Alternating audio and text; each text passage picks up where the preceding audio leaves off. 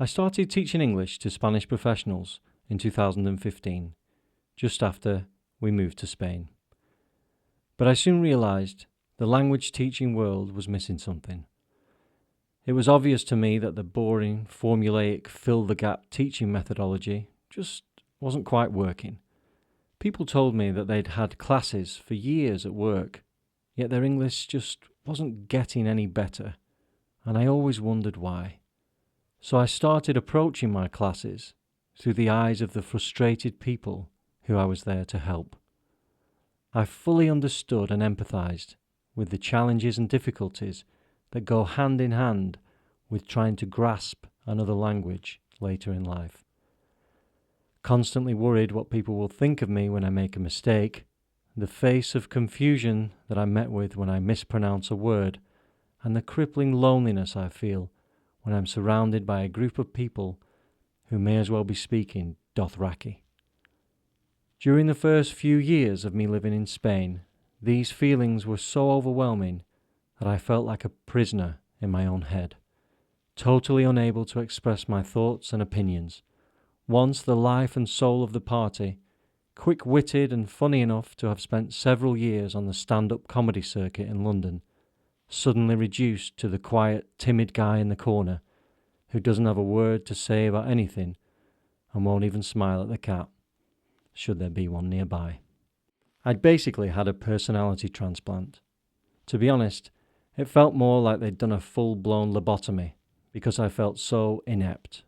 I felt like I couldn't do anything or go anywhere without showing shopkeepers screenshots of what I wanted to buy, or without hiding in Monica's shadow, asking her to translate everything and ask for things on my behalf.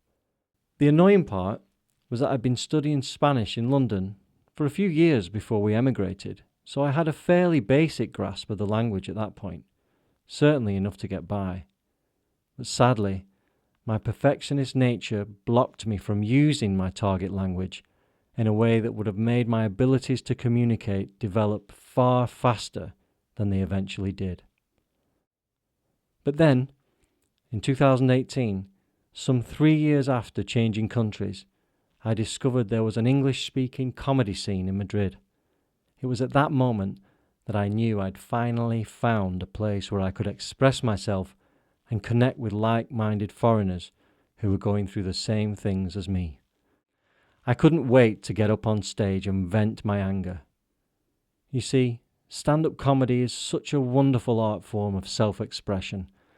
It's literally like having a conversation with the audience, and their reply, be it laughter or silence, provides you with instantaneous feedback as to whether your ideas and opinions are shared with the crowd. You see, we all have an internal voice, a constant chattering beast that rarely stays quiet for even a second. Some call it their conscience, others simply label it as thinking. The billion-dollar meditation industry seeks to help us quieten this voice with breathing exercises, yoga retreats, and a myriad of calming techniques, so we can finally find some peace from the running commentary that is our own mind. However, the prefrontal cortex loves to keep us safe and is a constant planner, always learning from the past and predicting the future, therefore never really letting its guard down, not even for a second.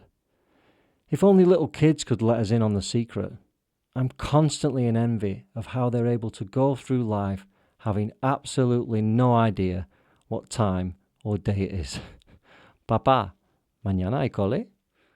So when I got back on stage again in Madrid, I felt like a totally new man. Gone were the Spanish phases of confusion and my deeply rooted fear that people think I'm stupid because I can't roll my R's properly.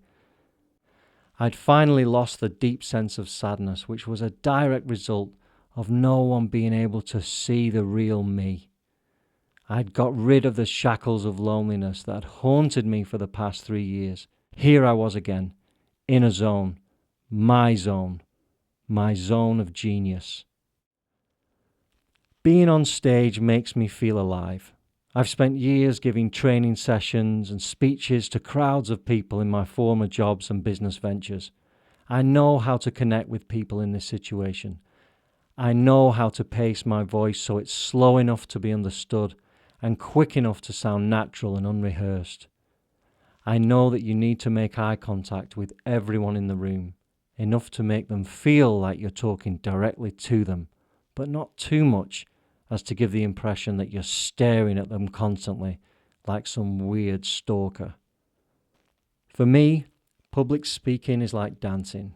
There's a certain amount that's clearly prepared and practiced, but then you have to relax and let go.